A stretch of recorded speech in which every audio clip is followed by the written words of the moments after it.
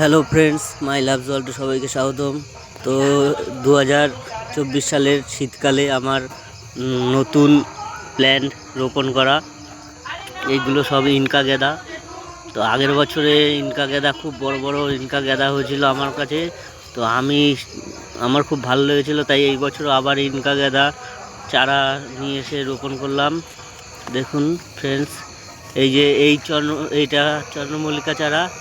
তো চন্দ্রমল্লিকা চারা সবে রোপণ করেছি নতুন।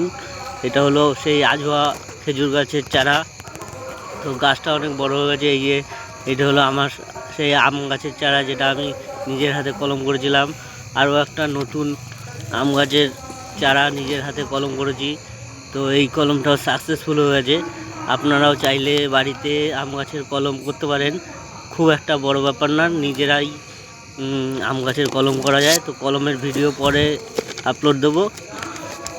সবাইকে ধন্যবাদ ভিডিওটা পুরো দেখার জন্য।